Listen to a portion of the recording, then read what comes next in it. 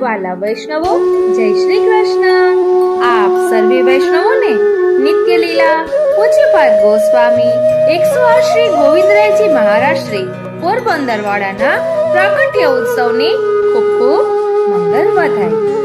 આજના મંગલ દિવસે આપણે આપશ્રીના વચનામૃતના સંકલનમાંથી થોડુંક ભાવ દર્શન કરીશું.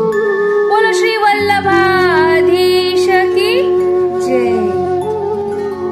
આપણે 3 જન્મની લીલા ભાવનાનું પુસ્તક તો વાંચીએ છીએ, એટલે 84 વૈષ્ણવની વાર્તા અને 252 વૈષ્ણવની વાર્તા 3 લીલાની ભાવના વાળી છે.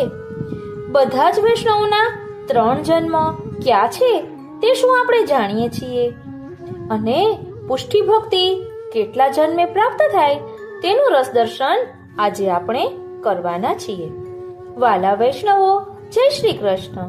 હું મન આતુરી આપ સર્વે વૈષ્ણવોનું આજના આ અલૌકિક સત્સંગમાં હાર્દિક સ્વાગત કરું છું.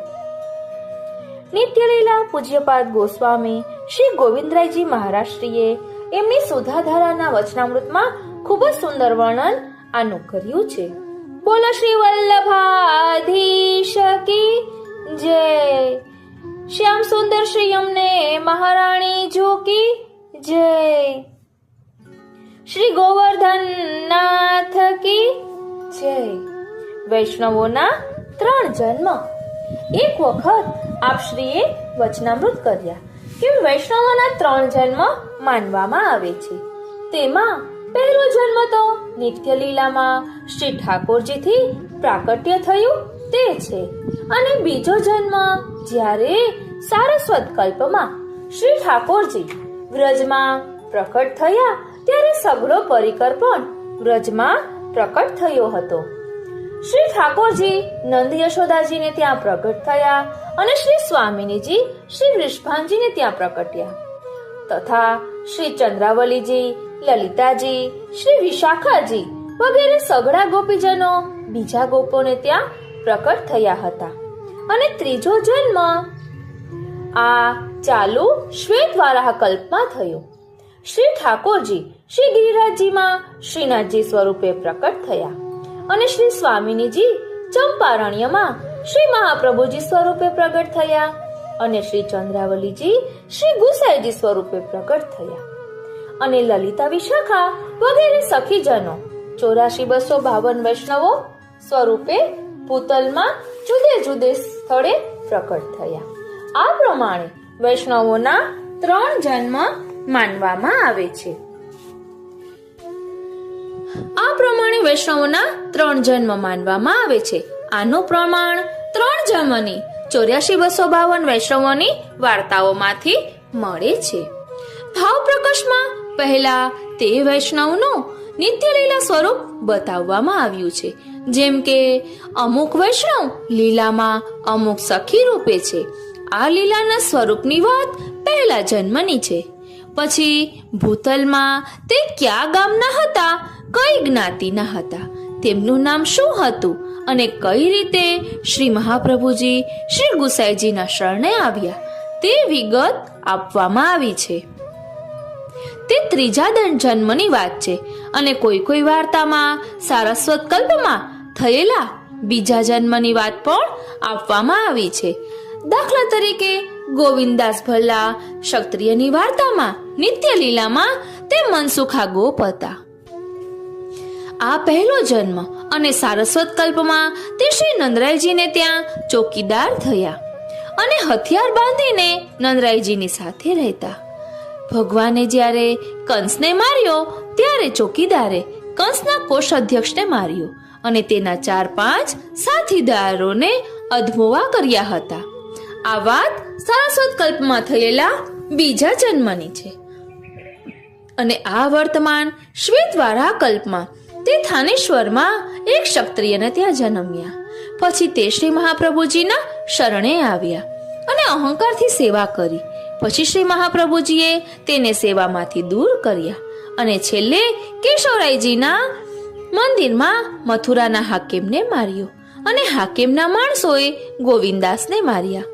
બીજા જન્મમાં સારસ્વત કલ્પમાં થયેલા એમણે જે કંસના કોષાધ્યક્ષને માર્યો હતો તે જ આ જન્મમાં હાકેમ થયો હતો અને તેના સાથીદારો હતા તે જેને ગોવિંદાસે આગળના જન્મમાં માર મારીને અધમુવા કર્યા હતા તેમણે ગોવિંદાસને મારીને વેર લીધું. આ બધી વિગત ત્રીજા જન્મની વાત છે. શ્રી ઠાકોરજી આદિ અનાદિ છે એટલે શ્રી ઠાકોરજીથી પહેલા શ્રી ઠાકોરજી સિવાય કોઈ હતું નહીં. કેવળ શ્રી ઠાકોરજી જ સ્વયં એકલા બિરાજતા હતા. શ્રી ઠાકોરજીને જ્યારે રમણ કરવાની ઈચ્છા થઈ ત્યારે એમણે પોતાના શ્રીઅંગમાંથી સૃષ્ટિ પ્રકટ કરી. તેમાં પહેલા પોતાના અડધા અંગમાંથી શ્રી સ્વામિનીજીને પ્રકટ કર્યા અને શ્રી સ્વામિનીજીના મુખચંદ્રમાંથી શ્રી ચંદ્રાવલીજીનું પ્રાકટ્ય થયું અને ત્યાર પછી પોતાના શ્રીઅંગમાંથી જ લીલા પરિકર તથા લીલા સામગ્રી શ્રી ગિરિરાજજી, શ્રી યમુનાજી વગેરેને પ્રકટ કર્યા. આ શ્રીઅંગમાંથી પ્રકટ થયેલા જીવો સ્વરૂપથી, અવતારથી, ગુણથી, ક્રિયાથી, દેહથી એમ બધી રીતે ભગવાન સદ્રશ જ છે, જેનું વર્ણન શ્રી મહાપ્રભુજી પુષ્ટિ પ્રવાહ મર્યાદા ગ્રંથમાં કરે છે. સ્વરૂપેણ અવતારેણ લિંગેન ચ ગુણેન ચ તારતમ્યમ ન સ્વરૂપે દેહે વા તત્ક્રિયાસુ વા તથાપિ યાવતા કાર્યમ તાવત તસ્ય કરોતિહિ. પહેલું, ભગવાનનું સ્વરૂપ અચિંત્ય છે, તે કોઈથી ન જાણી શકાય ને તેવું છે. ભગવાનના સ્વરૂપનો કોઈ પાર પામી શકે નહીં. તે કેવું છે, કેવડું છે તેનો ભેદ વેદો પણ જાણી શકતા નથી. તેથી નેતિ નેતિ કહીને વિરમે છે. જેમ ભગવાનનું સ્વરૂપ અચિંત્ય છે તેમાં ભગવાનના શ્રીઅંગથી પ્રગટ થયેલા જીવોનું સ્વરૂપ પણ અચિંત્ય છે. બીજું, ભગવાનનો પ્રાકટ્ય આવિર્ભાવ અલૌકિક રીતે થાય છે. ભગવાનને માતાના ગર્ભમાં આવવું પડતું નથી, પણ ભગવાન સ્વયં પ્રકટ થાય છે. તેમ આ શ્રી અંગથી પ્રકટ થયેલા જીવો પણ માતાના ગર્ભમાં આવતા નથી, પણ ભગવાનની ઈચ્છાથી સ્વયં પ્રકટ થાય છે. ત્રીજું, ભગવાનનું શ્રીઅંગ આનંદરૂપ છે. આનંદ માત્ર કરપાદ મુખ ઉદર આદિ અર્થાત ભગવાનના હસ્ત, ચરણ આદિ આનંદરૂપ છે. તેમાં ભૌતિકતા નથી. તેમાં શ્રીઅંગમાંથી પ્રગટ થયેલાના જીવોના દેહ આનંદરૂપ હોય છે. ચોથું, ભગવાનના કર્મો દિવ્ય હોય છે અને કેવળ ક્રીડા અર્થે જ કરે છે. તેમાં આપનો કોઈ હેતુ હોતો નથી. આ જ પ્રમાણે ભગવાનના શ્રીઅંગથી પ્રગટ થયેલા જીવોના કર્મો પણ અલૌકિક હોય છે. તેમને કર્મ બંધન હોતું નથી. પાંચમું, ભગવાન ષડગુણ સંપન્ન છે. ભગવાનમાં ઐશ્વર્ય, વીર્ય, યશ, શ્રી, જ્ઞાન અને વૈરાગ્ય આ 6 ગુણો પૂર્ણ રૂપમાં રહેલા છે. તેમાં જીવો પણ ષડગુણ સંપન્ન હોય છે. ઉપર કહેલા લીલા સૃષ્ટિના જીવો સર્વ રીતે ભગવાનની સમાન હોવા છતાં લીલા સિદ્ધિ અર્થ ભગવાન પોતાના અને તેમના સ્વરૂપમાં તારતમ્ય રાખે છે. ભગવાન તેમનામાં તામસ, રાજસ આદિ ભાવો ઉત્પન્ન કરી ઊંચા નીચાપણું પ્રકટ કરે છે, કારણ કે વિવિધતા વગર લીલા ન થઈ શકે. આ રીતે પહેલા જન્મમાં શ્રીઅંગથી પ્રગટ થયેલા જીવો જ શ્રીઅંગની સૃષ્ટિ ગણાય છે. અત્યારના જીવો શ્રીઅંગની સૃષ્ટિના નથી, કારણ કે શ્રીઅંગની સૃષ્ટિના જે 5 લક્ષણ ઉપર બતાવ્યા તે આજના જીવોમાં લાગુ પડી શકતા નથી. તે હવે આપણે નીચે પ્રમાણે સરખામણીથી વિગતવાર જોઈએ. પહેલું, તે જીવોનું સ્વરૂપ ભગવાનની જેમ અચિંત્ય તથા અપરિમિત છે, જ્યારે આજના જીવોનું સ્વરૂપ જાણી શકાય તેવું પરિમિત છે. બીજું, તે જીવો માતાના ગર્ભમાં આવતા નથી, જ્યારે આજના જીવોનો માતાના ગર્ભમાં 9 માસ યાતના ભોગવ્યા પછી જન્મ થાય છે. ત્રીજું, તે જીવોના દેહો દિવ્ય એટલે કે અલૌકિક છે, જ્યારે આજના જીવોના દેહ 5 મહાભૂતોથી બનેલા પ્રાકૃત છે. ચોથું, તે જીવો ષડગુણ સંપન્ન છે, જ્યારે આજના જીવોમાં એક ગુણ પણ પૂર્ણ રૂપમાં નથી, ઉલટાના અનેક દોષોથી ગ્રસિત છે. પાંચમું, તે જીવોના કર્મ ભગવાનની માફક લીલારૂપ છે, જ્યારે આજના જીવોના કર્મો અવિદ્યાજનિત અહંતા મમતાત્મક બુદ્ધિથી કરેલા હોય છે અને તેનાથી બંધન પામે છે. આ ઉપરથી ફલિત થાય છે કે આજના જીવો શ્રીઅંગની સૃષ્ટિરૂપ નથી. શ્રીઅંગની સૃષ્ટિનું બીજું પણ એક લક્ષણ શ્રી મહાપ્રભુજી બતાવે છે, ન ચ રોગાદિ ઉપદ્રવાહા, અર્થાત આ જીવોને રોગાદિ ઉપદ્રવ હોતા નથી, જ્યારે આજના જીવો તો જન્મે છે પણ દવાખાનામાં અને મરે છે પણ દવાખાનામાં, અર્થાત અનેક રોગોથી ગ્રસિત થયેલા હોય છે. તેને શ્રીઅંગની સૃષ્ટિરૂપ કેમ માનવા, એ જ અમોને સમજાતું નથી. હવે આપણને પ્રશ્ન થાય કે કેટલા જણને પુષ્ટિ ભક્તિ પ્રાપ્ત થાય. એક વખત પોરબંદરમાં એક વૈષ્ણવને ત્યાં શ્રીમદ ભાગવત સપ્તાહ હતી. ત્યાં શ્રી ગોવિંદરાયજી પધાર્યા હતા. તે પ્રસંગે આપશ્રીએ વચનામૃત કર્યા હતા કે પુષ્ટિ માર્ગ સર્વશ્રેષ્ઠ છે, પુષ્ટિ ભક્તિની પ્રાપ્તિ થવી મહાન દુર્લભ છે.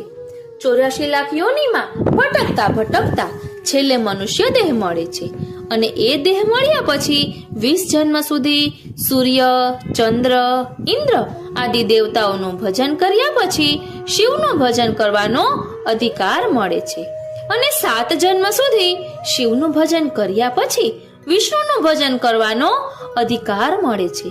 વિષ્ણુનું ભજન કરનારા વૈષ્ણવ કહેવાય છે, એટલે કે તેનો વૈષ્ણવને ત્યાં જન્મ થાય છે. વૈષ્ણવોમાં આપણે એક પુષ્ટિ માર્ગીય જ વૈષ્ણવો કહેવાઈએ એવું નથી, પણ વિષ્ણુ સ્વામી, માધવાચાર્ય, રામાનુજાચાર્ય તેમાં શ્રી વલ્લભાચાર્યજી આ ચારેય સંપ્રદાયના અનુયાયીઓ વૈષ્ણવ કહેવાય છે.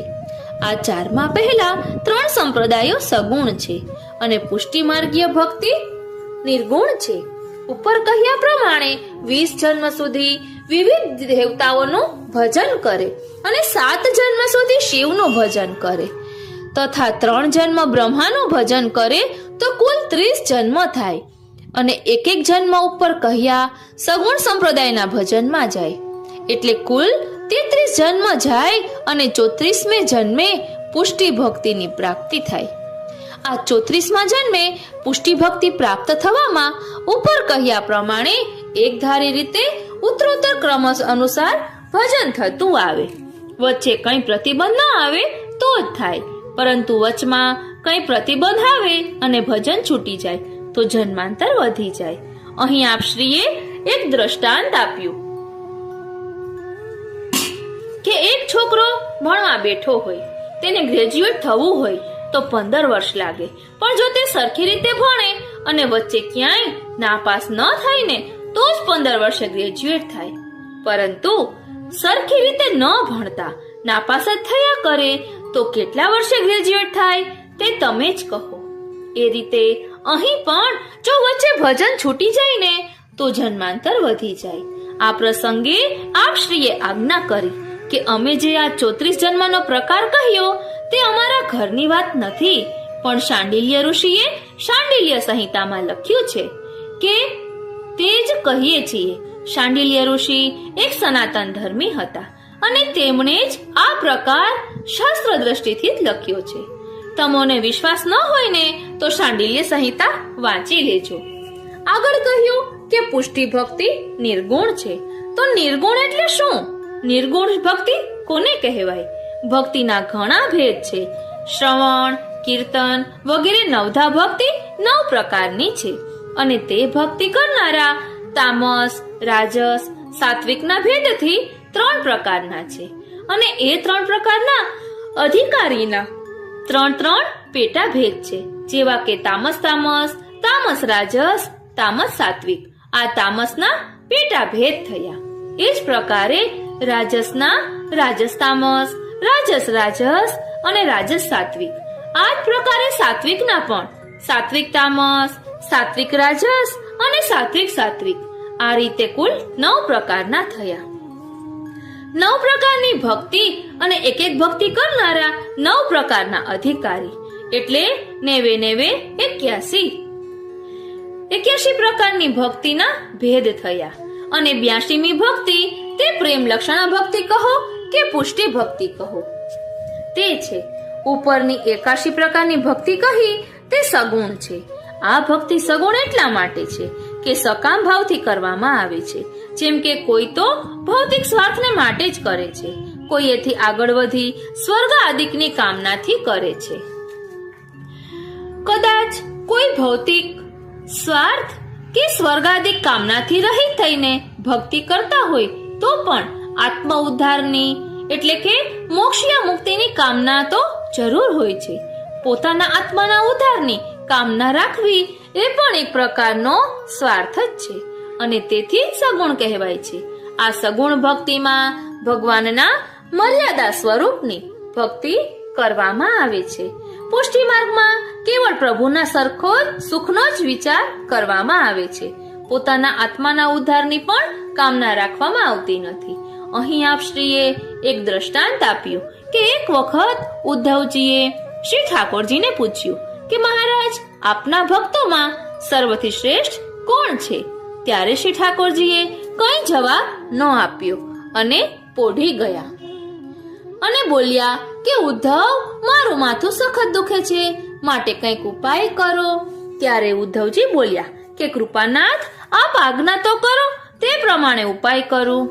ત્યારે આપે આજ્ઞા કરી કે કોઈ દાદ્રશ્રી વૈષ્ણવના ચરણની રદ લઈ મારા મસ્તકે ઘસો તો મારું દર્દ મટે. ઘણી જગ્યાએ ઉદ્ધવજીના જગ્યાએ નારદજીનું નામ પણ આવે છે. ત્યારે ઉદ્ધવજી ચાલ્યા અને જે ભક્તોને જાણતા હતા તેની પાસે ગયા અને વાત કરી. ત્યારે દરેકે એવો જવાબ આપ્યો કે ભલા માણસ, આપણા ચરણની રજ ભગવાનના મસ્તકે લગાડવા માટે કેમ અપાય? નરકમાં જ પડીએ કે બીજું કંઈ થાય. તમે ભક્ત છો તો તમો જ આપો ને. ત્યારે ઉદ્ધવજીએ કહ્યું કે મારે પણ એ જ વાંધો છે. પછી ઉદ્ધવજી વ્રજમાં ગયા અને ગોપીજનોની વાત કરી કે શ્રી ઠાકોરજીનું મસ્તક દુખે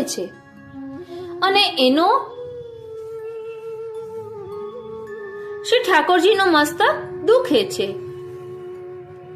અને તેનો ઈલાજ ભક્તના ચરણની રજ છે, માટે જો તમો આપો તો હું લઈ જાઉં. ત્યારે બધા ગોપીજનો એકી સાથે બોલી ઉઠ્યા કે ઉદ્ધવજી, જલ્દી કરો, કટોરો ભરી જાઓ.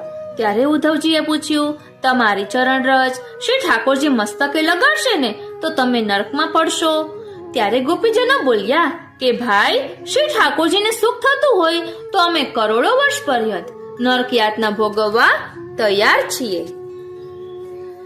આનું નામ પુષ્ટિ માર્ગીય, જેમાં કેવળ શ્રી ઠાકોરજીના સુખનો જ વિચાર હોય, પોતાના આત્મ ઉદ્ધારની પણ કામના ન હોય, તે જ નિર્ગુણ ભક્તિ કહેવાય. આ રીતે આજના આ સત્સંગને અહીં જ વિરામ આપીએ. નિત્ય લીલા પૂજ્યપાદ ગોસ્વામી 108 શ્રી ગોવિંદરાયજી મહારાજ શ્રીના દિવ્ય વચનામૃતોનો પુસ્તક 3 પુસ્તકોનો સેટ આવે છે, જેમાં સુધાધારા, સુધા બિંદુ અને સુધા સિંધુ એમ 3 પ્રકારના પુસ્તકો આવે છે. ખૂબ જ સરળ ભાષામાં, ખૂબ જ સુંદર રીતે આપ શ્રીએ અહીં વચનામૃત કરેલા છે. આપ બધા જયવલ્લભ બાવાને ઓળખો જ છો. જયવલ્લભ બાવાના દાદા થાય. બોલો શ્રી વલ્લભાધીશ કી જય. વાલા વૈષ્ણવો, નિત્ય લીલા પૂજ્યપાદ ગોસ્વામી 108 શ્રી ગોવિંદરાય મહારાજ શ્રીએ જે વચનામૃત કર્યા હોય એમના વચનામૃતનો સંગ્રહ 3 પુસ્તકોનો સેટ આવે છે, સુધાધારા, સુધા બિંદુ અને સુધા સિંધુ. તેમાંથી આપણે સુધા બિંદુમાંથી થોડુંક સંકલન જોઈ રહ્યા છીએ. વાલા વૈષ્ણવો, આપ શ્રીએ ખૂબ જ સુંદર વચનામૃત કર્યા છે અને કોઈ વૈષ્ણવોએ સંકલન કર્યું હોય તે રીતે આ પ્રકાશન બહાર પડ્યું છે. તો ચાલો તેનું ભાવ દર્શન કરીએ. અહીં પ્રશ્ન કર્યો છે કે મન, બુદ્ધિ નિર્મળ કેમ બને? કઈ રીતે નિર્મળ બને? તો આપ શ્રી કહે છે કે માનવ જીવનમાં મુખ્ય 3 અંગો છે, મન, વચન અને કર્મ. આ 3ની શુદ્ધિ ઉપર જ જીવનની સિદ્ધિ મેળવવાનો મદાર છે. મન અને બુદ્ધિ વિના જીવન વ્યર્થ છે. પણ એ નિર્દોષ કેમ બને, આ મોટો પ્રશ્ન છે. તેની નિર્દોષતા ભૌતિક જીવનમાં તેમ આધ્યાત્મિક અને આધિદૈવિક જીવનમાં અતિ આવશ્યક છે. દાર્શનિક સિદ્ધાંતો મુજબ પંચકોશોનું ક્ષરણ એટલે કે દૂર થવું ન થાય ત્યાં સુધી મુક્તિ મોક્ષ અલૌકિક દેહ લીલામાં મળે નહીં. આ આધિદૈવિક નિર્દોષતા માટે આધિભૌતિક નિર્દોષતા પ્રથમ જરૂરી છે, તે પછી આધ્યાત્મિક અને છેલ્લે આધિદૈવિક થાય. પુષ્ટિ માર્ગે આનો સચોટ ઉપાય બતાવ્યો. નિવેદિભિઃ સમર્પ્યેવ સર્વં કુર્યાદિતિ સ્થિતિઃ.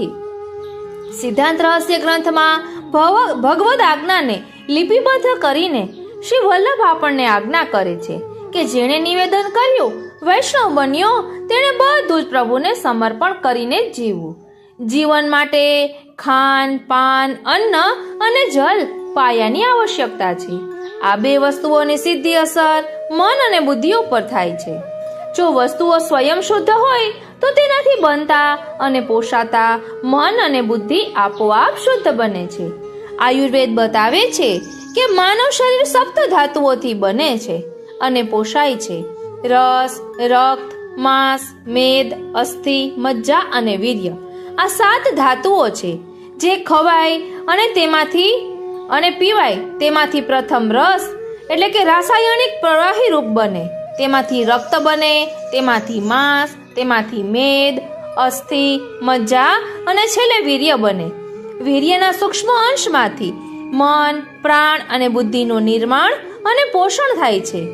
ઇન્દ્રિયો મનને આધીન મન ઉપર બુદ્ધિનો આતંક જરૂરી છે. વીર્ય અને પ્રાણનો પરસ્પર સંબંધ આમ જ્ઞાન શક્તિ અને ક્રિયા શક્તિનું મૂળ વીર્ય છે. દેહમાં 7 ધાતુનું જે તેજ છે તે ઓજસ કહેવાય. તેનું સ્થાન હૃદય છે. એક ધાતુને બનતા 5 દિવસ લાગે, 7ને બનતા 35 દિવસ થાય. આમ મન, બુદ્ધિ વીર્યથી પોષાય. વીર્ય ખાધેલ અન્ન અને જલથી પોષાય. આથી ખાધેલ અન્ન જો શુદ્ધ હોય તો આ બધા આપમેળે શુદ્ધ અને નિર્મળ થાય જ. મન એવો મનુષ્યાણામ કાંગણમ બંધ મોક્ષયોઃ. બ્રહ્મસમન થયા પછીનું પ્રથમ કર્તવ્ય અન્ન જળની ભૌતિક શુદ્ધિ છે. ન્યાય નીતિની કમાણીથી લાવેલ અન્ન સાત્વિક વસ્તુઓ હોય, સ્પર્શ સંસર્ગ દોષ રહિત હોય તે આધ્યાત્મિક શુદ્ધિ છે. આચાર વિચાર પૂર્વક પ્રભુ માટે બનાવવાની ભાવનાથી પાક સિદ્ધ કરીએ તે અને આધિદૈવિક શુદ્ધિ છે. પુષ્ટિ પુરુષોત્તમને ભાવપૂર્વક સમર્પણ કરાય તે જે પ્રસાદથી દેહ પોષાય. મન બુદ્ધિને આનાથી વધારે નિર્મળ બનાવવા કોઈ બીજો ઉપાય નથી.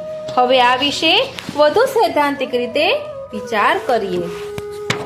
ખૂબ જ સમજવા જેવું છે. શ્રી વલ્લભ સુબોધિનીજીમાં આજ્ઞા કરે છે કે યથોષધે નાજીર્ણ નિવૃત્તિઃ તથા અન્નમયસ્ય દેહસ્ય અચ્છિષ્ટાનામ સાધિત દેહેન દોષ સંતાન નિવૃત્તિઃ. જેમ ઔષધથી અજીર્ણ નિવૃત્ત થાય તેમ પ્રસાદી અન્નથી બધાય એટલે કે મેળવેલ દેહથી અન્નમય દેહના સર્વ દોષોની નિવૃત્તિ થાય છે. અણુભાષ્યમાં પંચદોષ ક્ષરણ બતાવ્યું છે. તેમાં અન્નમય કોષ પ્રસાદી અન્નથી થાય. સૂક્ષ્મ શરીર જેમાં પ્રાણ, મન અને વિજ્ઞાનમય કોષ છે તેનું ક્ષરણ અહંતા મમતા ત્યાગ, દૈન્યપૂર્વક તનુવિતજા સેવા યાવત જીવન કરવાથી થાય. રોજ ચરણામૃત અને જલથી પ્રાણમય કોષ ક્ષરણ થાય. મનોમય કોષ ક્ષરણ શુદ્ધ ભાવથી આચાર્ય સંગ ગ્રંથ પ્રણયથી થાય. છેલ્લે ભાવ દશા માનસી સિદ્ધ થાય ત્યારે આનંદમય કોષ ક્ષરણ થાય. કોઈને સંદેહ થાય કે આ બધું આધુનિક સમયમાં કોઈથી બની શકે તેમ નથી, વ્યવહારિક મુશ્કેલીઓ ઘણી હોય છે, તો વળી બીજાઓ કહે છે આજનો તો વૈજ્ઞાનિક યુગ છે, તેમાં આ બધી બાબતો ઘણી જૂનવાણી છે, નિરર્થક છે, તેમ કરવાથી શું મળવાનું છે? આમ કહેનારા 2 પ્રકારના હોય છે. એક તો નાસ્તિક વિચારધારાવાળા ભૌતિકવાદી હોય અને બીજા અજ્ઞાનીઓ હોય. જો નાસ્તિક ભૌતિકવાદી હોય તો તેમને સમજાવવા નથી માંગતો. તેનાથી સમજી શકવું મુશ્કેલ છે. પરંતુ જેઓ અજ્ઞાનીઓ હોય અજ્ઞાનવશ હોવાથી તેમનાથી સમજી શકાતું ન હોય તેમના માટે પ્રયત્ન કરું છું. ઉપરનું કથન તેઓ 1-2 વખત વાંચે અને મનન કરે તો તેમને સત્ય સમજાશે. પહેલા તેમને સમજાશે અને પછી તેઓ અમલમાં મૂકવા પ્રયત્ન કરશે. જેઓ સમજે છે તેઓ અમલ કરવા માંગતા હોય તેમને વ્યવહારુ ઉપાયો આગળ બતાવું છું. પ્રથમ નિયમ રાખો કે જમવા માટે જે ભાણું આવે તે પહેલા તુલસી કંઠી ગળામાં હોય તેને 2-3 ક્ષણ બતાવી ધરીને લેવું અથવા તેમાં ચરણામૃત પધરાવીને લેવું. બીજું, તે પછી નિયમ વધારો કે બજારનું, વિશી, લોજ, હોટલનું નહીં ખાઈએ. આચારવાન કોઈ ગૃહસ્થના ઘરની રસોઈ જમીશું. ત્રીજું, તેથી આગળ વધતા નિયમ લઈ શકો કે વૈષ્ણવના ઘરની જ રસોઈ જમીશું, અવૈષ્ણવના ઘરની નહીં ખાઈએ. ચોથું, તેથી વધારે આગળ જઈ નિયમ લઈ શકો કે ઘેર મેવો મિશ્રી ધરવા ચિત્ર સેવા પધરાવીશું અને તેમને ધરેલ મેવો મિશ્રી રસોઈ અને પાણીના ગોળામાં પધરાવી તે જ લઈશું. આપણા ઘરની રસોઈ જ જમીશું. અને પાંચમું, છેલ્લે ઘેરે સેવા પધરાવી પુષ્ટાવી આચાર વિચારપૂર્વક ભોગ ધરીને જ લઈશું. ભગવત પ્રસાદ વિના અન્યત્ર ક્યાંય નહીં લઈએ. આટલું કરશો તો શ્રી વલ્લભ અને શ્રી ઠાકોરજી જરૂર કૃપા કરશે અને નિયમ પાલન કરવા શક્તિ આપશે. વાલા વૈષ્ણવો, સિદ્ધાંત વિહોણો આચાર આંધળો છે. પછી અહીં આગળ કહ્યું છે કે પ્રત્યેક વૈષ્ણવ સિદ્ધાંત જ્ઞાન મેળવે. તેમાં કહ્યું છે કે વર્તમાન સમયમાં જ્યારે કે અન્યથા પ્રચાર અને અપ્રચારથી આપણે ઘણું સહન કરવું પડે છે. એટલું જ નહીં પણ હાનિ પણ થાય છે. બધાનો મૂળ તો અજ્ઞાન છે, પરંતુ એક સત્ય તો નકારાય એમ નથી કે એ અજ્ઞાન દૂર કરવા સંપ્રદાયમાં સૈદ્ધાંતિક પ્રચાર થતો જ નથી. જો થાય તો ઘણા જ ઓછા પ્રમાણમાં થાય છે. એ પ્રચાર ક્રમબદ્ધ રીતે અને યુગાનુરૂપ થવો જરૂરી છે. અપ્રચારને કારણે જ અન્ય પ્રચાર તેમજ અન્યથા પ્રચાર થાય એ સ્વાભાવિક છે. આપણા સિદ્ધાંતોનું જ્યારે આપણને જ જ્ઞાન ન હોય ત્યારે અન્ય ધર્મ સંપ્રદાયના પ્રચારની અસર આપણા ઉપર થાય અને લઘુતા ગ્રંથિ બંધાય. આપણા સિદ્ધાંતો, કર્તવ્યો, નિયમોમાં કંઈ જ નથી. અન્યના સિદ્ધાંતો કેવા સુંદર છે એવું લાગવાની શરૂઆત થતા એક પછી બીજા કર્તવ્યો, નિયમોનો ત્યાગ થવા લાગે. પરિણામ એ આવે કે આપણે આપણી જાતને જ એટલે કે વૈષ્ણવતાને જ ભૂલી જઈએ. તાજું જન્મીને ચાલતા શીખેલ સિંહણનું બચ્ચું જંગલમાં આમ તેમ ફરતું હતું. ત્યાં બકરાનું ટોળું ચરતું હતું. તેના નાના બચ્ચા સાથે સિંહનું બચ્ચું ઘેરથી રમવા લાગ્યું. સાથે રમતા રમતા થોડી મૈત્રી થઈ. ચરવાનો સમય પૂરો થયો ત્યારે ગોવાળ લઈ જવા લાગતા બધા બકરા ચાલવા લાગ્યા. સિંહનું બચ્ચું દેખાદેખીથી ટોળાની સાથે મળી ચાલ્યું અને વાડામાં પૂરાયું. બીજો દિવસ હતા બધા સાથે ચરવા જાય અને સાંજે વાડામાં પૂરાય. થોડા વખતમાં એ પોતાનું બચ્ચું પોતાની જાત એટલે કે સિંહપણું ભૂલી જઈ પોતાને બકરું જ માનવા લાગ્યું. એક દિવસ ટોળું ચરતું હતું તે વખતે મોટો સિંહ આવ્યો. તેને જોઈ બકરા ડરી જઈ નાસભાગ કરવા લાગતા. આ બચ્ચું પણ તેઓની જેમ ડરી જઈ ભાગવા લાગ્યું. આ જોઈ સિંહે બચ્ચાને દબાવી રાખી રોક્યું. ભાગવાનું કારણ પૂછતા ભાન ભૂલેલા બચ્ચાએ કહ્યું કે બધા ભાગે છે માટે ભાગું છું. સિંહે કહ્યું, તું તો મારી જાતનો છે, ભાગવાની શી જરૂર છે? પરંતુ એ બચ્ચાને અજ્ઞાન અને લઘુ ગ્રંથિમાં આ વાત કેમ સમજાય? માનવા તૈયાર ન થતા બકરા સાથે બચ્ચાને ઊભું રખાવી પોતાના 2 પગ આગળ કરી તારા પગની આકૃતિ અને શરીરની આકૃતિ આ બકરાની સાથે મળતી લાગે છે કે મારી સાથે મળતી લાગે છે? બચ્ચાને થોડું સત્ય સમજાયું. ફરી સિંહ બંનેને લઈ તળાવ પર ગયો. ત્રણેય સાથે ઊભા રહીને પાણીમાં મુખાકૃતિ જોઈ. મોઢું કોની સાથે મળે છે એમ પૂછવામાં આવતા બચ્ચાને વધારે સમજાયું કે મોઢું પણ સિંહની સાથે મળે છે, બકરા સાથે નહીં. છેલ્લે સિંહે કહ્યું, મારી જેમ તું ગર્જના કર તો બધા પશુઓ ડરી જશે. તેણે તેમ કર્યું અને બધા ભાગવા લાગતા. બચ્ચાને પોતાની જાતમાં પૂર્ણ વિશ્વાસ બેઠો અને સિંહ સાથે રહેટાણે ગયું. આત્મભાવ થયું. આવું જ પરિણામ અન્ય પ્રવાહમાં ફસાયેલ લોકો અનુભવે છે. હવે અન્યથા પ્રચાર તો સર્વનાશ કરે, સત્યને અસત્ય અને અસત્યને સત્યમાં ખપાવે. માર્ગના નિર્દોષ અને સત્ય સિદ્ધાંતોને સદોષ અને અસત્ય રીતે સમજાવવા એ અન્યથા પ્રચાર છે. આનો ભય આપણા સંપ્રદાયની અંદરના લોકો અને બાહ્યના સ્વાર્થી સંકુચિત વિચારોવાળા તેમજ દ્વેષી ભાવનાઓથી પણ થાય છે. એક લઘુકથા દ્રષ્ટાંત તરીકે યાદ આવે છે. એક ઉગતો યુવાન બ્રાહ્મણ તેના યજમાનને ઘેરે કોઈ વૈદિક કર્મ કરાવવા ગયો. કર્મ થઈ ગયા પછી વિદાય વખતે દક્ષિણા આપતી વખતે યજમાને પ્રેમથી એક સારી દૂધ દેતી બકરી દાનમાં આપી કહ્યું કે તમારા કાર્યથી મને સંતોષ છે, મારાથી વધુ આપી શકાય તેમ નથી. આ બકરી આપને આપી છે, કાયમ દૂધ લેતા યાદ કરજો અને આશીર્વાદ આપજો.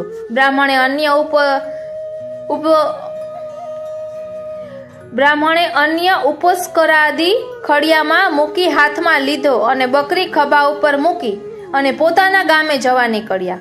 3 તસ્કરોને સુંદર બકરી કેમ પડાવી લેવી એવો વિચાર આવ્યો. તેથી પરસ્પર ગોષ્ઠી કરી નક્કી કર્યું કે બ્રાહ્મણ ભોળો હોય તેથી તેના મગજમાં એવું અન્યથા ઠસાવી દેવું કે તેને મળેલ પશુ બકરી નથી પણ ઘેટું છે, અને આ માટે જુદા જુદા અંતરે એક એક જણે ઊભા રહી જવું અને બકરીને ઘેટું કહેવું અને છોડી દેવા સલાહ આપવી. એક જણ મોકળામાં હાથ પગ ધોતો ઊભો, તેવામાં બ્રાહ્મણ બકરી લઈ આવ્યો. તસ્કરે કહ્યું, બ્રાહ્મણ લાગો છો, આમ ક્યાં અને શા માટે ગયા હતા? બ્રાહ્મણે વાત કરી. તસ્કર કહે, બધું ઠીક, પણ આ તો ઘેટું છે, તમે તો છેતરાઈ ગયા, આને છોડી દો. પણ તે ન માન્યો. આગળ જતા બીજો તસ્કર મળ્યો. કહે, આ શું? ઘેટું રાખીને તમે શું કરશો? કોઈને આપી દ્યો. બ્રાહ્મણે ખભે નીચે ઉતારી જોયું. સંશય તો થયો, પણ મનોમન વિચાર કર્યો કે જે હોય તે આપણું શું ગયું. ફરી બકરીને લઈ ચાલતો થયો. થોડે દૂર ત્રીજો તસ્કર મળ્યો. તેને આશ્ચર્ય બતાવ્યું. કહે, મહારાજ, ઘેટું લઈ ગામમાં જશો તો તમારી નિંદા થશે, આને અડીને તો અભડાઈ જવાય, આટલો વિચાર નથી આવતો? બ્રાહ્મણ કહે, મને તમારી પહેલા 2 જણે કહ્યું અને તમે કહ્યું આ પશુ મારે કામનું નથી, એમ કહી છોડીને જતો રહ્યો. તસ્કર બકરી લઈ ઘેરે ગયા. આમ વૈષ્ણવ સમાજ અન્ય પ્રચાર અને અન્યથા પ્રચારથી સાવધાન રહે, તેમજ સારા પ્રચાર કાર્યનો લાભ લઈ અજ્ઞાન દૂર કરીને વૈષ્ણવતા જીવનમાં ઉતારવા પ્રયત્ન કરે અને શ્રી વલ્લભની કૃપા મેળવે. પછી આગળ કહ્યું છે કે વૈષ્ણવ ચિહ્ન કંઠી અને તિલક. સંપ્રદાયના 8 અંગોમાં કંઠી અને તિલક એ ધર્મ ચિહ્ન ગણાય. કંઠી એ અષ્ટાક્ષર પંચાક્ષર દીક્ષાપૂર્વક મળેલી મંત્રની પ્રતીક છે અને તિલક એ ઉર્ધ્વપુંડ્ર છે. તે શ્રી યુગલ સ્વરૂપના ચરણ છે અને તેમાંના ચિહ્ન સાથે મસ્તક ઉપર રાગાત્મિકા ભક્તિના લાલ રંગ કુમકુમથી કરવામાં આવતું ચિહ્ન છે, જેથી ધારણા કરતા તે પ્રભુના દાસ તરીકે ધારણ અને તેની ઓળખ રૂપે છે. કેટલાક તર્કથી કહે છે કંઠી તિલક તો બાહ્ય ચિહ્ન છે, જન્મ વખતે સાથે નથી આવતા પણ પાછળથી ખોસી દીધા છે, તેની શી જરૂર?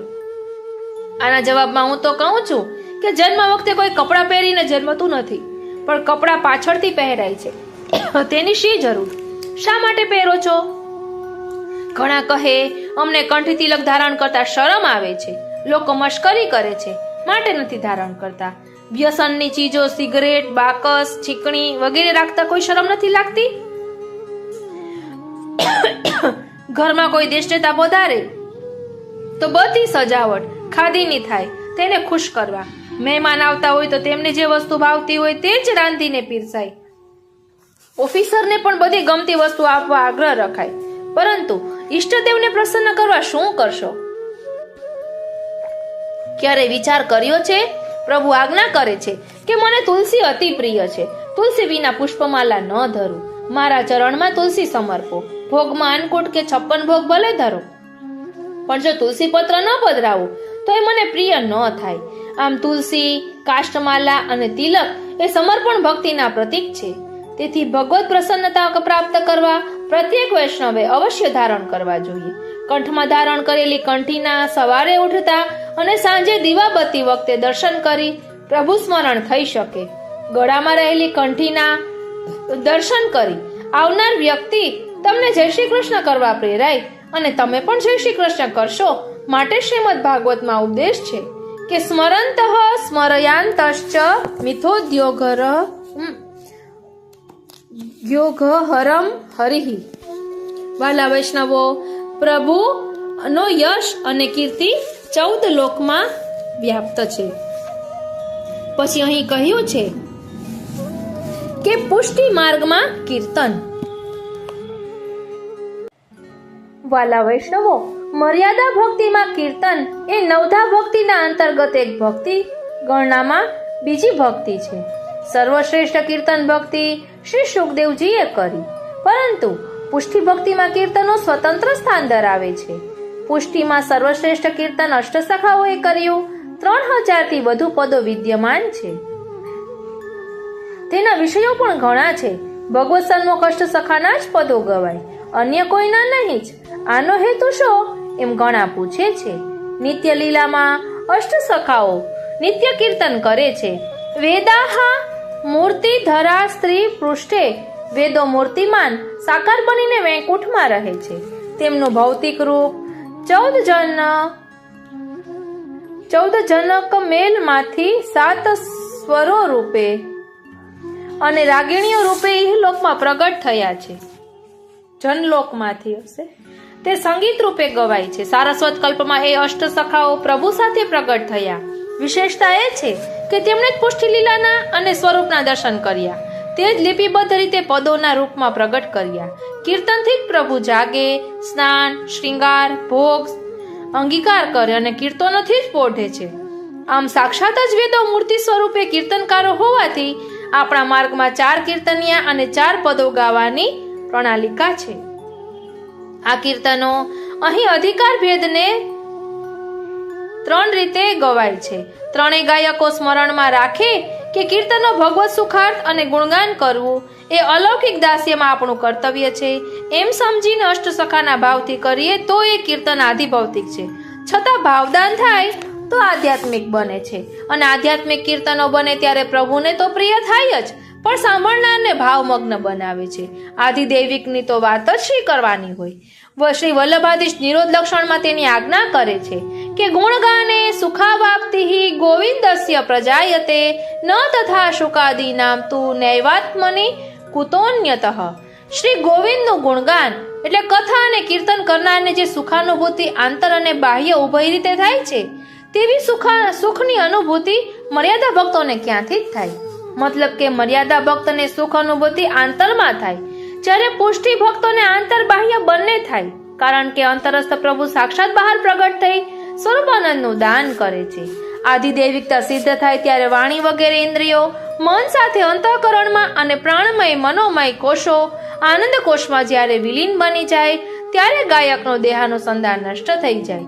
આંતરબાહ્ય સર્વત્ર ભગવદ આવેશ થઈ જાય છે. શ્રીનાથજી, આમ કીર્તનોનું સ્વરૂપ એ કેમ કરવા, તેની ફલાત્મકતા કેવી એ સ્વરૂપની ચર્ચા થઈ. પરંતુ એ ફલાત્મક કેમ બને તે માટે શ્રી વલ્લભ આજ્ઞા કરે છે. અમત્સરઃ અલુબ્ધેશ્ચ વર્ણનીય સદા ગુણાઃ. કીર્તન આધ્યાત્મિક અને આધિદૈવિક બને તે માટે તેના કર્તાએ માત્સર્ય અને લોભ આ બેનો ત્યાગ પ્રથમ કરવો જોઈએ. આ બે દોષો કીર્તન અને કથાને આધ્યાત્મિક બનવા ન દે તો આધિદૈવિક તો ક્યાંથી જ બને.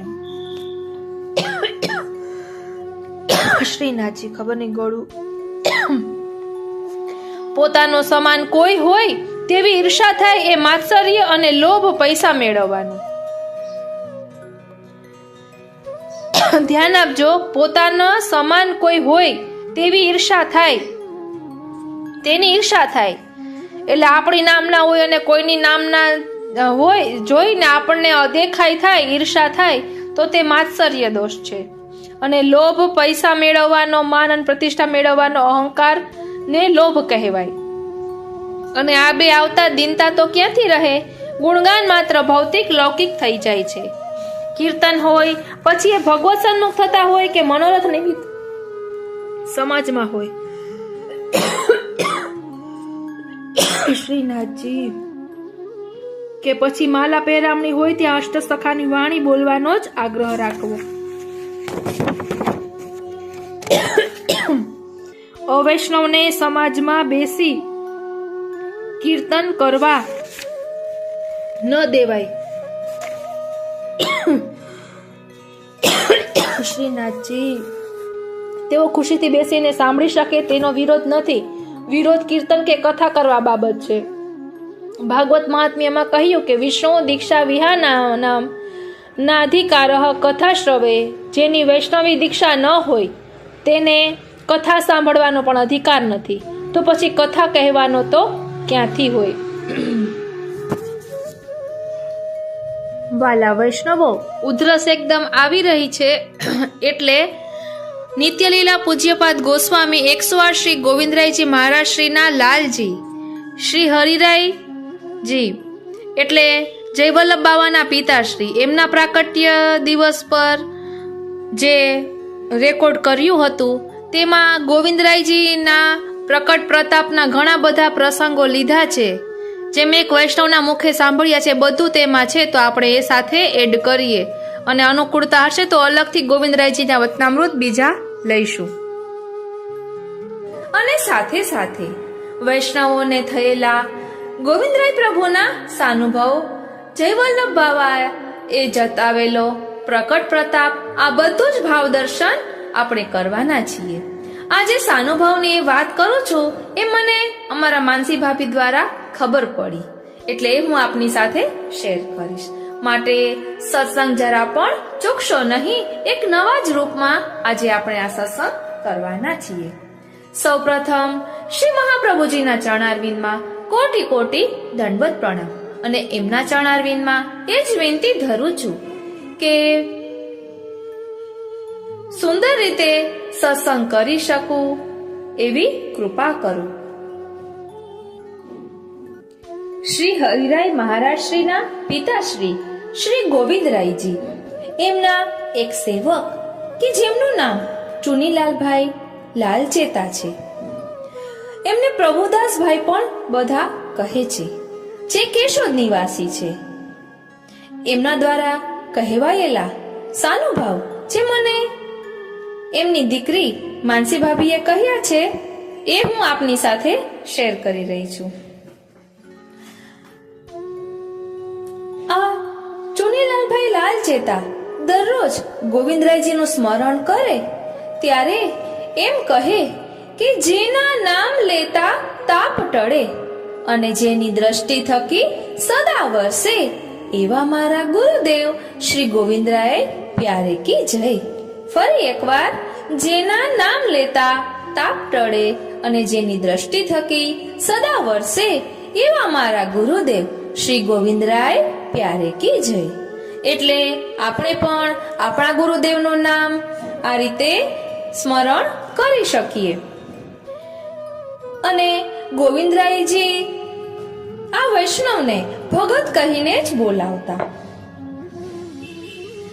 હવે આપણે ગોવિંદરાયજીના પરચાની વાત કરીશું.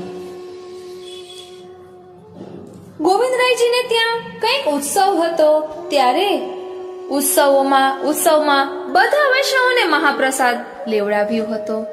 વૈષ્ણવો ખૂબ જ વધુ આવ્યા હતા એટલે ધાર્યા કરતા વધુ વૈષ્ણવોની ભીડ જામી હતી. ત્યારે ઠાકોરજીને લાડવા ધરાવ્યા હતા એટલે મહાપ્રસાદમાં બધા વૈષ્ણવોને લાડવા લેવડાવ્યા હતા.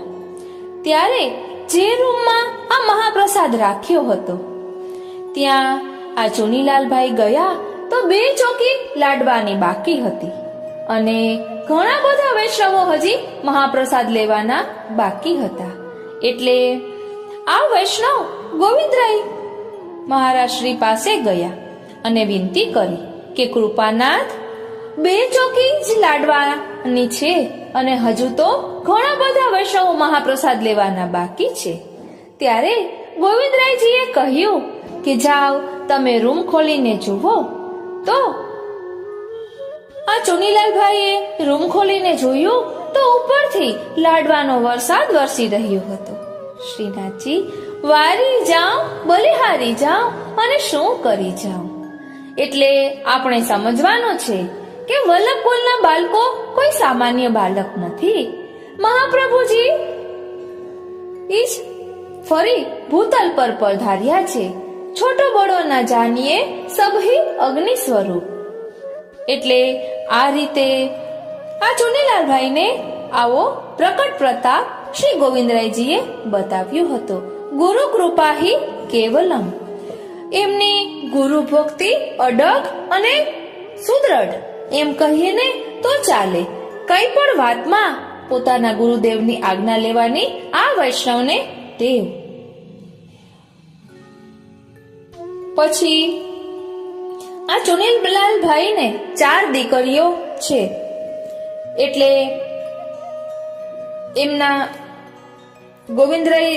ગોવિંદરાયજીને એક વૈષ્ણવે આ વાત કરી કે આ ચુનીલાલભાઈને 4 દીકરીઓ છે અને એમના પત્ની અત્યારે ગર્ભવતી છે. ત્યારે ગોવિંદરાયજીએ કહ્યું કે ભગત લાલો લઈને નામ પમાવવા આવશે. એટલે આ ચુનીલાલભાઈને ગોવિંદરાયજી ભગત કહીને જ બોલાવતા. એટલે ગોવિંદરાયજીએ આ રીતે કહ્યું કે ભગત લાલો લઈને નામ પમાવવા આવશે. અને સાચે જ એમના ઘરે લાલાનો જન્મ થયો અને આ લોકોએ નામ પણ લાલો જ રાખ્યું, કારણ કે ગોવિંદરાયજીએ પ્રથમથી જ નામ કહી દીધું હતું. અને આ ચુનીલાલભાઈ એટલા સાદા, ખૂબ જ સરળ સ્વભાવના. એટલે એક વખત ગોવિંદરાયજીની પધરામણી હતી કેશોદમાં. તો આ ચુનીલાલભાઈ બારે બેઠા હતા. વિનંતી કરવા જવા માટે એટલી બધી ભીડ હતી કે જઈ નહોતા શક્યા. એટલે બારે રાહ જોતા હતા. તો ગોવિંદરાયજીએ અંદરથી બીજા વૈષ્ણવને મોકલ્યા અને કહ્યું કે ભગતને કહો કે ગોવિંદરાયજી બોલાવે છે. આ રીતે ગુરુ કૃપા કરે છે.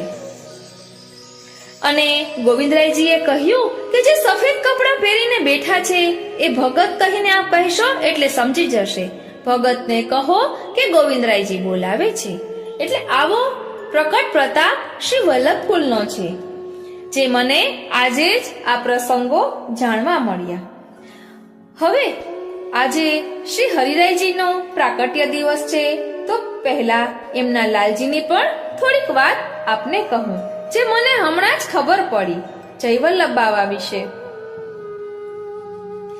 શ્રી હરિરાયજીના લાલજી નું જ્યારે પ્રાકટ્ય થયું ન હતું ત્યારે વૈષ્ણવોએ મનમાં ધાર્યું હતું કે જ્યારે શ્રી હરિરાયજીના ઘરે લાલનનું પ્રાકટ્ય થશે ત્યારે આપણે બધા મળીને ચંપારણ્ય જશું.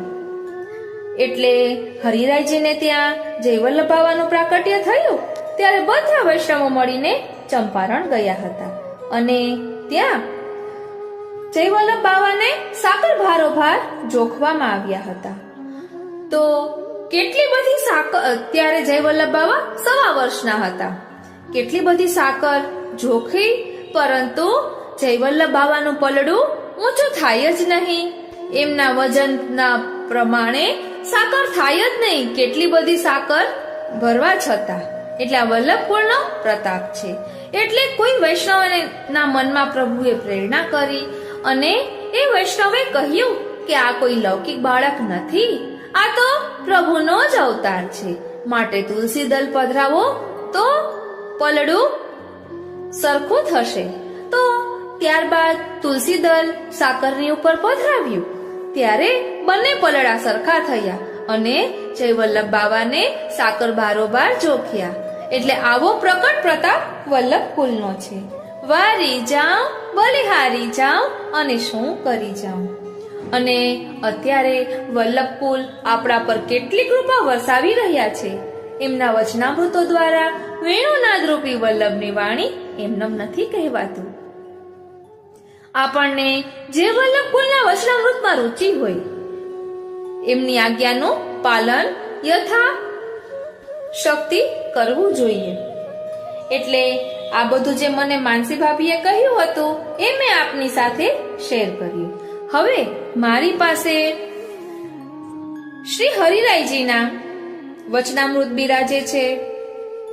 ભક્તિ પોષણમાં આપે ભક્તિ પોષણ વિશે થોડુંક જે કહ્યું હતું એ વચનામૃત બિરાજે છે અને સાથે સાથે એમના પિતાશ્રી ગોવિંદરાયજીના વચનામૃતનું થોડુંક સંકલન જોઈશું અને સાથે સાથે શ્રી હરિરાયજીના દાદા એટલે તાજશ્રી શ્રી જીવનલાલજી મહારાજશ્રી એમના વચનામૃતની પણ થોડીક ઝાંખી કરીશું કે જેના કારણે ગાગરમાં સાગર સ્વરૂપે આજે આપણે આ વલ્લભકુલની 4 પેઢીના વચનામૃતનું ભાવ દર્શન કરીએ. અને હમણાં થોડાક દિવસ પહેલા જ મેં જય વલ્લભ બાવાના વચનામૃત સાંભળ્યા હતા. તેની પણ થોડીક વાત કરીશ કે જેના કારણે આપણે વધુ જાણી શકીએ. તો ચાલો શરૂ કરીએ. હરિરાય મહારાજ શ્રીના પ્રાકટ્ય દિવસ પર એમની 4 પેઢીઓના વચનામૃતનું સંકલન નું ભાવ દર્શન કરીએ. ભક્ત કવિ શ્રી દયારામભાઈ રચિત ભક્તિ પોષણ ભાવાર્થ સહિત મારી પાસે બિરાજે છે. તેમાં પૂજ્યપાદ ગોસ્વામી 108 શ્રી હરિરાયજી મહારાજ શ્રીના વચનામૃત બિરાજે છે. તેનું આપણે રસ દર્શન કરીએ. પ્રાક કથન ચિંતા સંતાન હંતારો યત્પાદાંબુજ રેણવઃ સ્વીયાનામ તાનિજાચાર્યાન પ્રણમામિ મુહુર્મુહુઃ. ભક્તિ પોષણની રચના ભક્ત કવિ શ્રી દયારામભાઈએ વેદ, ગીતા, બ્રહ્મસૂત્ર અને શ્રીમદ ભાગવત પુરાણ અને સ્મૃતિઓમાં અણુભાષ્ય, નિબંધ અને ષોડશ ગ્રંથોમાં આવેલા સિદ્ધાંતોને આધારે જ અનુસરીને કરી હોય એમ લાગે છે. એમાંના ઘણા ખરા સિદ્ધાંતો સાંપ્રદાયિક હોવા છતાંય ભક્તિ પોષણ સર્વમાન્ય, સર્વગામી અને સર્વદેશીય બની શકે એવું છે. ભક્તિ પોષણના 101 ચંદ્રાવળામાં સેવો શ્રી કૃષ્ણ કૃપાળ એને 101 ચંદ્રાવળાના સુભગ મેળ તરીકે દરેક ચંદ્રાવળો પૂરું થતા શ્રી વલ્લભાચાર્યજીના અનુપમ સૂત્રને જ ભક્તિ પોષણના 101 ચંદ્રાવળાના મેળ તરીકે સેવો શ્રી કૃષ્ણ કૃપાળ એ શબ્દોમાં એ ચરણમાં યોજવામાં આવેલ છે. ગુરુનું સ્વરૂપ, બ્રહ્મનું સ્વરૂપ, નવધા ભક્તિ, પ્રેમ લક્ષણા ભક્તિ, પ્રેમ, આસક્તિ, વ્યસન અને તન્મયતા, અંશ અંશી ભેદ, અન્યાશ્રય, અસમર્પિત વસ્તુનો ત્યાગ, સત્સંગ ને દુસંગનો ભેદ, સેવા અને પૂજાનો ભેદ, જ્ઞાન વૈરાગ્ય અને ભક્તિનો તફાવત, માયાનું સ્વરૂપ, વૈષ્ણવતા લક્ષણ, વૈષ્ણવના લક્ષણ, જીવના સર્વ સમન્વય અને સર્વમાન્ય ધર્મ, આ બધા સિદ્ધાંતને સરસ અને સરળ ભાષામાં એવા સચોટ રચવામાં આવ્યા છે કે તે તરત જ હૃદયમાં સુસરવા ઉતરી જાય છે. ભક્તિ પોષણના છેલ્લા ચંદ્રાવળામાં કવિશ્રીએ પોતાનો પરિચય આપ્યો છે. તેઓ શ્રી કાકા વલ્લભજીના સેવક હતા. કાકા વલ્લભજી શ્રી મહાપ્રભુજીથી 6ઠી પેઢીએ અને અમારાથી 11મી પેઢીએ પ્રગટ્યા હતા. પુષ્ટિ માર્ગમાં શ્રી કાકા વલ્લભજી મહારાજનું સ્થાન યથાર્થ જ અગ્રગણ્ય અને માનભર્યું છે. એઓ શ્રી મહાન વિદ્વાન, સેવાપરાયણ અને કાર્યક્ષમ આચાર્ય હતા. આવા સમર્થ ગુરુ પાસેથી બ્રહ્મ સંબંધ દીક્ષા લીધે ત્યારથી તેમની ભક્તિ ભાવનામાં વૃદ્ધિ થતી ગઈ અને સંપૂર્ણ રીતે પુષ્ટિ ભક્તિમાં રંગાઈ ગયા. તેમની ગ્રંથ રચનાઓ લગભગ 125 ઉપરાંતની મળે છે. તે ઉપરાંત સેંકડોની સંખ્યામાં ગર્ભાગર્ભીની રચનાઓ ઉપલબ્ધ છે. તે પૈકીની એક રચના આ ભક્તિ પોષણ છે. આ ભક્તિ પોષણના ચંદ્રાવળાનું વિવેચન છેલ્લા 5 વર્ષ થયા ક્રમશઃ શ્રી વલ્લભ સુધા સામયિકમાં પ્રસિદ્ધ થતું હતું. તે અમારા વાંચવામાં આવતું. છેલ્લા એકાદ વર્ષમાં પોરબંદરથી રાજકોટ આવવાનું અવારનવાર થાય છે. તે સમય દરમિયાન ભક્તિ પોષણના ચંદ્રાવળાના વિવેચક પરમ ભક્ત શ્રી મુખિયાજી મથુરાદાસ જીવરાજભાઈ હિંગણ ઘાટવાળાનો મિલાપ થયો. તેમની સંપ્રદાયના સાહિત્ય પ્રત્યેની ભાવના જોઈ અત્યંત પ્રસન્નતા થઈ. મુખિયાજીએ ગદ્ય પદ્ય ઘણું સાહિત્ય લખેલું છે. તે પૈકી ઘણું સાહિત્ય પુસ્તક રૂપે તેમજ સંપ્રદાયના સામયિકોમાં લેખો તેમજ પદ્ય સાહિત્ય, ધોળ રચના, ધોળ ગરબા પ્રસિદ્ધ થતા રહ્યા છે. તેઓએ ઉપનામ માધુરીથી રચનાઓ રજૂ કરે છે. શ્રીનાથજી, આ મને નહોતી ખબર. નામ તો સાંભળ્યું હતું હિંગન ઘાટવાળાનું.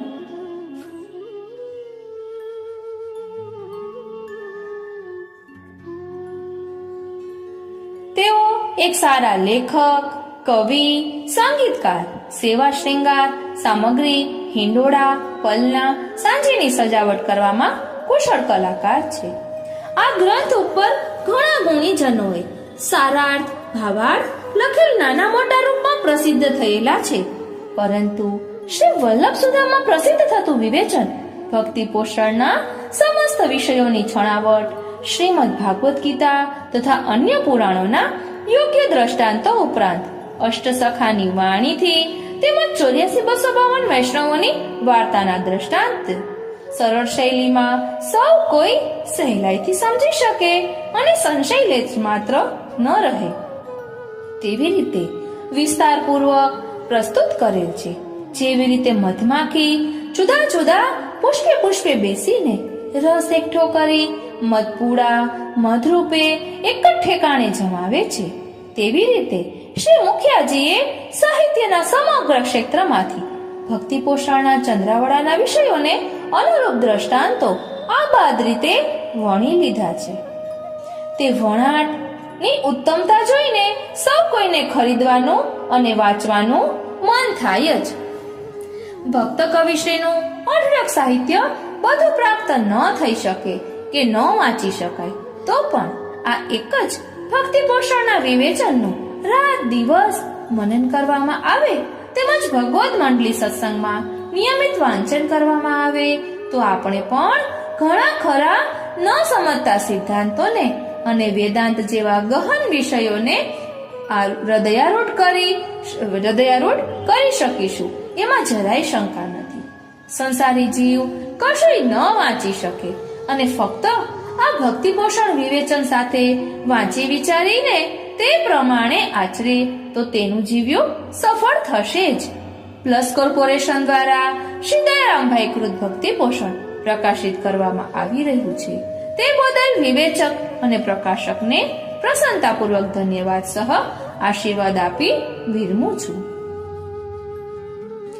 સંવત 2078 જેઠ સુદ પૂનમ સ્નાન યાત્રા તારીખ 14/6/2022 મંગળવાર. ગોસ્વામી શ્રી હરિરાય ગોવિંદરાયજી, પોરબંદર. હવે આપણે પૂજ્યપાદ ગોસ્વામી 108 શ્રી હરિરાયજી મહારાજ શ્રીના પિતાશ્રી નિત્યલીલા પૂજ્યપાદ ગોસ્વામી 108 શ્રી ગોવિંદરાયજી મહારાજ શ્રીના વચનામૃતનો ભાવ દર્શન કરીએ. આપ એક વખત વચનામૃત કર્યા કે ભગવત પ્રાપ્તિમાં વિશેષ કૃપાની જરૂર.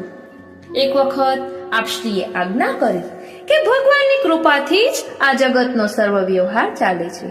ભગવાનની કૃપા ન હોય તો આ બધું સ્થગિત થઈ જાય. આપણા હાથ પગની ગતિ પણ ભગવાનની કૃપાથી જ ચાલે. એક શ્લોકમાં કહ્યું છે, મુકમ કરોતિ વાચાલમ પંગમ લંઘયતે ગિરિમ યત કૃપા તમહમ વંદે પરમાનંદ માધવમ. અર્થાત ભગવાનની કૃપાથી મૂંગો પણ બોલવા માંડે અને પંગુ એટલે લંગડો પણ પર્વતની ટોચ ઉપર ચડી જાય. જો સામાન્ય કૃપા હોય તો મૂંગો બોલી શકે અને પંગુ એક વખત પર્વત પર ચડી જાય, પણ જો વિશેષ કૃપા થાય તો મૂકપણું અને પંગુપણું કાયમને માટે દૂર થઈ જાય. ભગવાનની કૃપા તો પ્રાણી માત્ર પર છે, પણ આ કૃપા સામાન્ય મેળ હોય છે અને તે મનુષ્યના ભૌતિક જીવનમાં ઉપયોગી થાય છે. પણ આ પ્રકારની કૃપાથી ભગવત પ્રાપ્તિ ન થઈ શકે. ભગવાનને પ્રાપ્ત કરવામાં વિશેષ કૃપાની જરૂર હોય છે. તેથી જો ભગવાનની વિશેષ કૃપા થાય તો જીવ ભગવત પ્રાપ્તિના સાધનોમાં તત્પર થઈ શકે છે અથવા તો ભગવાન પોતે જ સાધનરૂપ બને છે. અહીં આપશ્રીએ એક દ્રષ્ટાંત આપ્યું છે કે દરેક મનુષ્ય પોતાના ઘરમાં રહેતા હોય છે. તેમાં બધા જરૂરી સાધનો પણ હોય છે. દરરોજ રસોઈ પણ બનતી હોય છે. રસોઈ બનાવવાના સાધનો અને સામગ્રી પણ હોય છે. ઓઢવા પાથરવાના સાધનો પણ હોય છે. પણ આ બધું દૈનિક જીવનમાં ઉપયોગી થાય તેટલું જ હોય છે. પણ જો લગ્ન આદિ પ્રસંગ કરવો હોય તો આ બધા સાધનો ઓછા પડે. તેને માટે વિશેષ સાધનોની જરૂર પડે. આવનારા મહેમાનો માટે ઉતારાપણાની માટે વિશેષ મકાનો જોઈએ. જમવા માટે વિશેષ સામગ્રી જોઈએ. ઘરના બૈરાઓથી તે રસોઈ ન બને ઇત્યાદિ. તેવી જ રીતે ભગવત પ્રાપ્તિ માટે વિશેષ કૃપાની જરૂર હોય છે. પણ સામાન્ય કૃપાથી ભગવત પ્રાપ્તિ ન થઈ શકે. આ પ્રકારની વિશેષ કૃપા થવી એ ભગવાનની ઈચ્છાને આધીન છે. તેમાં જીવનો કઈ પ્રયત્ન કામ લાગતો નથી. પણ પુષ્ટિમાર્ગીય જીવો પર વિશેષ કૃપા કરવાની ઈચ્છાથી જ શ્રી મહાપ્રભુજીનું પ્રાકટ્ય આ ભૂતલ ઉપર થયું છે. શ્રી મહાપ્રભુજીને શરણે જવાથી ભગવાનની વિશેષ કૃપા થાય છે. કૃપા ભગવાનની શક્તિ છે. ભગવાનમાં આવી દ્વાદશ શક્તિઓ રહેલી છે અને તે મૂર્તિમાન સ્વરૂપે સદા ભગવાનની સેવામાં હાજર રહે છે. તે દ્વાદશ શક્તિઓથી સેવાતા ભગવાનના દર્શન અક્રૂરને મથુરા ગમન વખતે શ્રી યમુનાજીના જલમાં ભગવાને કરાવ્યા હતા. આપશ્રીએ એક વખત વચનામૃત કર્યા કે ભક્તિમાં બદલાની આશા ન રાખવી. એક વખત હીરાભાઈ તાજાવાડાના કોઈ સગાને ત્યાં શ્રીમદ ભાગવત સપ્તાહ હતી. તેમાં આપશ્રીને પધરાવ્યા હતા. આપશ્રીની સાથે હું પણ ગયો હતો. ત્યાં વ્યાસપીઠ ઉપર વિષ્ણુભાઈ વેણીલાલ ભટ્ટ હતા. વિષ્ણુભાઈએ વિનંતી કરી. આદર સહિત આપશ્રીને વ્યાસપીઠ ઉપર પધરાવ્યા. કથામાં સાંદીપની ઋષિના આશ્રમે ભગવાન શ્રી કૃષ્ણ વિદ્યા ભણવા પધાર્યા હતા. તે પ્રસંગ ચાલતો હતો. તેથી આપશ્રીએ તે કથાના અનુસંધાનમાં વચનામૃત કર્યા. આગળના સમયમાં વિદ્યાર્થીઓ ઋષિમુનિઓના આશ્રમોમાં વિદ્યા સંપાદન કરવા માટે જતા. ઋષિમુનિઓ વિના વેતન વિદ્યા ભણાવતા અને વિદ્યાર્થીઓને પોતાના પુત્ર સમાન ગણીને તેમની પ્રેમથી વિદ્યા ભણાવતા અને વિદ્યાર્થીઓ પણ પોતાના ગુરુને પોતાની શક્તિ અનુસાર ગુરુ દક્ષિણા આપતા. ભગવાન શ્રી કૃષ્ણ સાંદીપની ઋષિના આશ્રમમાં વિદ્યા ભણવા ગયા હતા અને ત્યાં 64 વિદ્યા ભણ્યા હતા. પછી જ્યારે ઘરે પધારવા નીકળ્યા ત્યારે ભગવાને પોતાના ગુરુને નમ્રતાથી કહ્યું કે આપની કૃપાથી હું 64 વિદ્યા શીખ્યો. તેનો બદલો તો હું વાળી શકું તેમ નથી, પણ મારે કંઈક ફૂલ પાંખડીના રૂપમાં આપને ગુરુ દક્ષિણા આપવી જોઈએ. તેથી આપ મને આજ્ઞા કરો કે મારે આપને શું આપવું. ભગવાન અહીં વિદ્યાર્થીનો આદર્શ રજૂ કરે છે કે વિદ્યાર્થીઓએ ગુરુ સમક્ષ કેમ બોલવું. ત્યારે સાંદીપની બોલ્યા, પ્રભુ મારે તો કંઈ જોઈતું નથી. કારણ કે સાંદીપની જ્ઞાની ભક્ત હતા અને આટલો સમય ભગવાન પોતાની પાસે ભણ્યા, તેથી તેમને ભગવાનના સ્વરૂપનું જ્ઞાન થઈ ગયું હતું.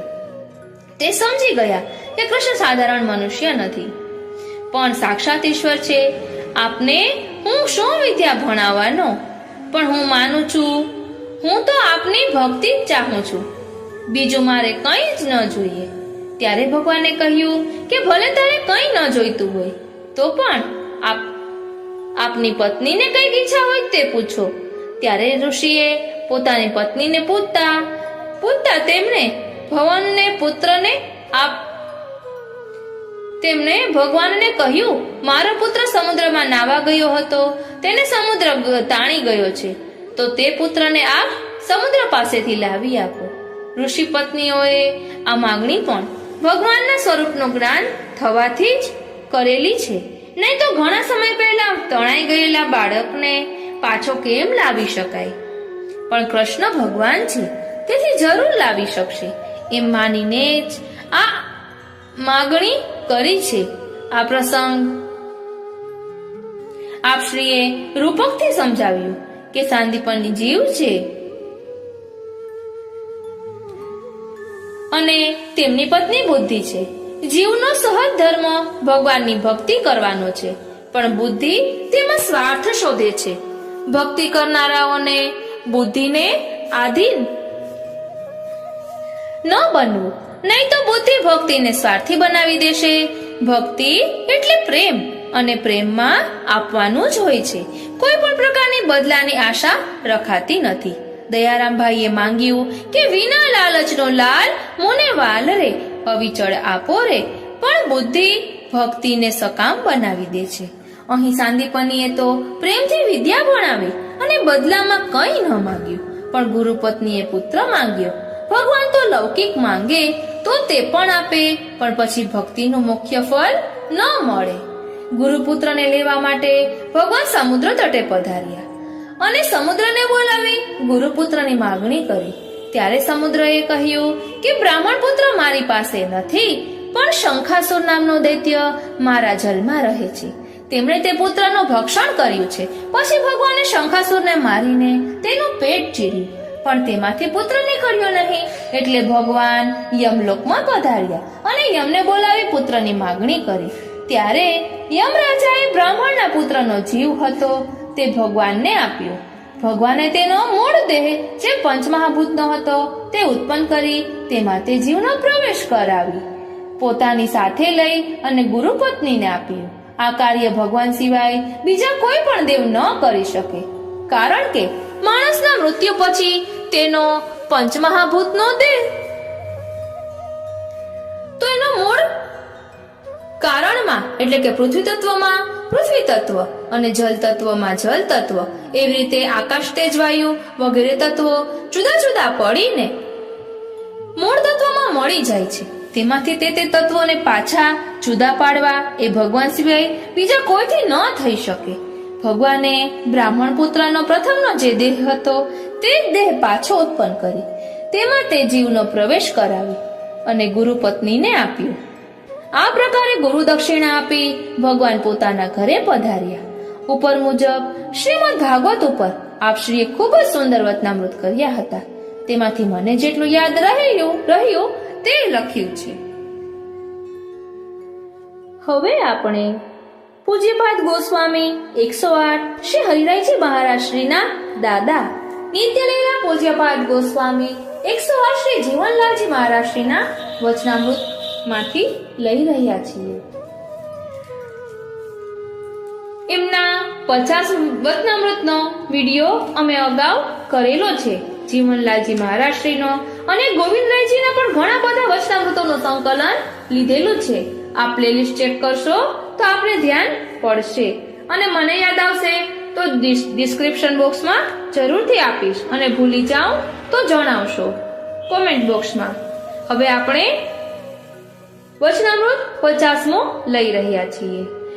એકવાર આપશ્રી ઉપલેટા બિરાજતા હતા, ત્યારે રાત્રિના સમયે શ્રી સુબોધિનીજીની કથામાં દેવકરણભાઈના કહેવાથી મુખિયાજી આણંદજીભાઈએ વિનંતી કરી કે જે કૃપાનાથ ભગવદ વાર્તાના ક્રમ વિશે જાણવાની દેવકરણભાઈની ઈચ્છા છે, આપ કૃપા કરીને સમાધાન કરો. મુખિયાજીની વિનંતીથી આપશ્રી બહુ જ પ્રસન્ન થયા અને આજ્ઞા કરી. મુખિયાજી, વૈષ્ણવની આવી જિજ્ઞાસાથી અમને પ્રસન્નતા થાય છે.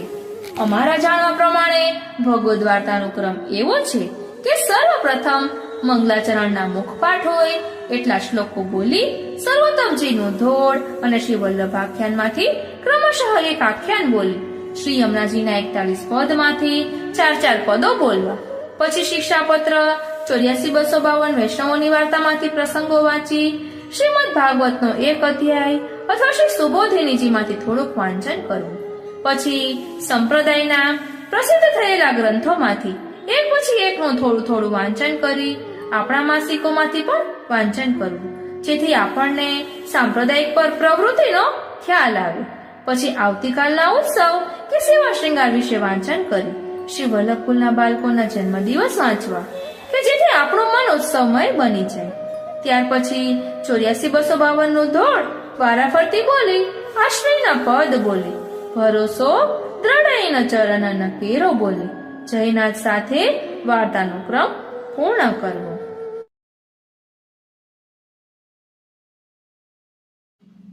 આ રીતે આજનો આ સત્સંગ શ્રીનાથજી, શ્રી યમુનાજી, શ્રી મહાપ્રભુજીના ચરણારવિંદમાં સમર્પિત કરું છું. જય શ્રી કૃષ્ણ.